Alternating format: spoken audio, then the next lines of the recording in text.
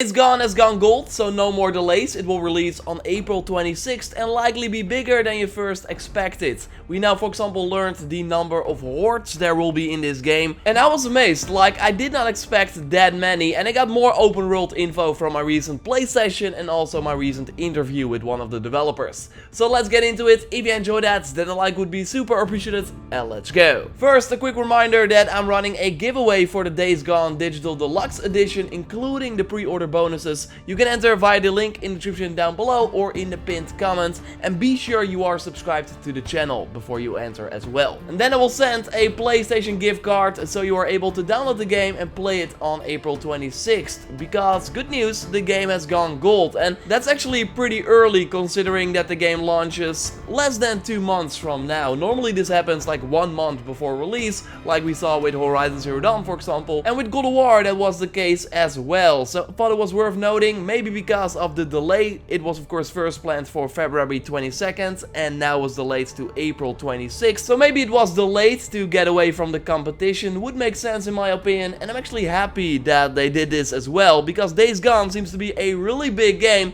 that you can sink a lot of time in if you want. As you probably know, I was able to go to a press event where I got to play Days Gone and also interview one of the developers, and there I was told that the storyline is roughly 30 hours, so that is without much of the side content and activities in the world. And yes, 6 hours of those 30 hours of storyline content are cutscenes. So yes, the flashbacks to the time before the outbreak with Deacon's wife, or where you encounter other characters in the world that try to survive as well. There are also more regular conversations with no cutscenes, so where you just stand like face to face with another character. So those are of course not factored in, they are more for the side missions of the game. No, it seems to be 6 hours of quality stuff, because from what we've seen so far, these cutscenes look of course really good and do an awesome job of getting you more attached to Deacon and the other characters that you encounter, and of course the overall story of the game as well. So yes, 30 hours of story content. Again, that does not factor in all the side content that this game has to offer as well. If you want to clear the full map, like all the nests for example, or all the enemy camps, then it will add even more hours onto that. And during a recent IGN video, the creative director of Days Gone noted that there are 40 stomping grounds where you can fight hordes. I will just play the clip of this IGN video so you can hear it for yourself, because 40 seems to be a ton. So you have to be really mindful of your environment, because all the hordes have a stomping ground. You know, there's 40 of them in the world, and each one of them has a unique environment that they live in. So yes, 40 stomping grounds. I think that also means 40 hordes to take out, right? And these stomping grounds, as mentioned in a previous video, are sort of the corpse dumping places where the freakers now feed.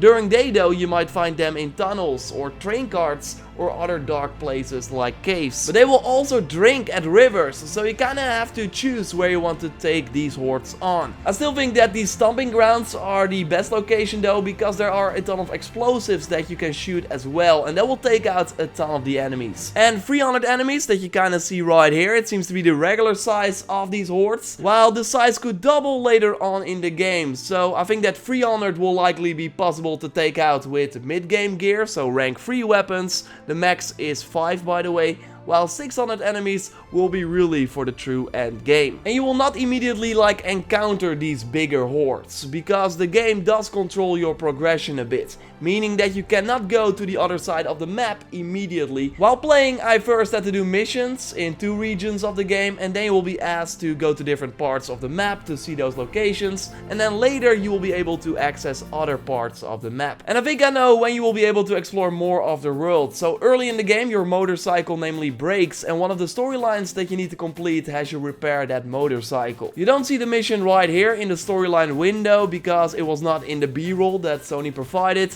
but during my gameplay session I got the gear up for the ride mission that said you cannot ride north until you fix up your bike, get some better gear. Likely implying that you need to upgrade your motorcycle at a mechanic in one of the encampments before you can go to the other regions. Completing 33% of this storyline, so likely upgrading my bike by 33%, meant that I was good to go to that other region. So I think that this is how they keep you in one place before you can move on to see other parts of the world. And I think it makes sense that they gauge you as well, because there are more challenging enemies in other parts of the world, or maybe different weather that you encounter there.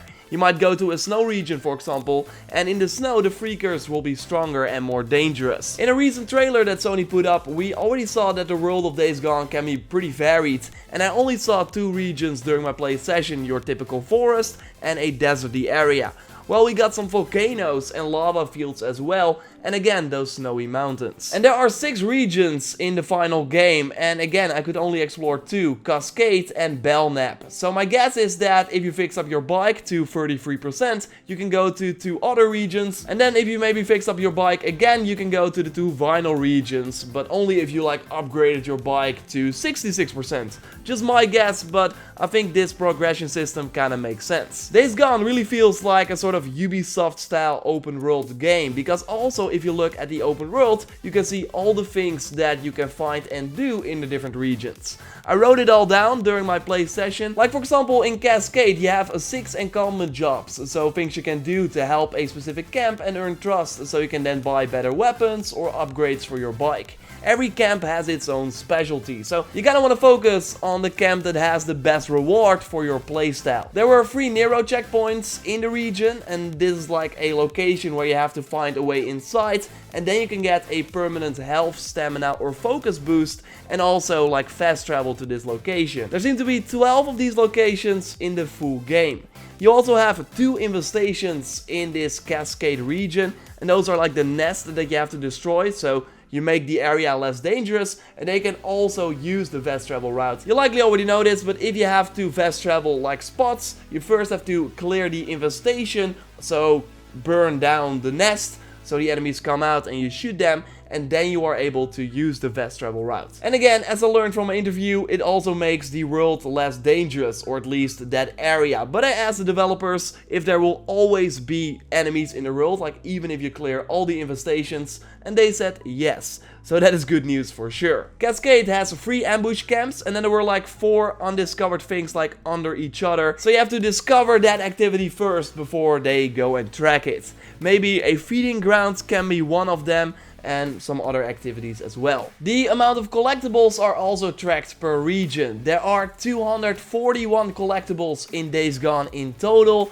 and you can all view them via one specific menu. You got the character collectibles, I saw a gas icon, so gas station collectibles, I'm not really sure. We got tape recorders, radio towers, tourism collectibles, different types of herbs, and also specific locations, likely specific landmarks you can find in the world. And then there was also one tab for music instruments that you can also discover and collect in the game.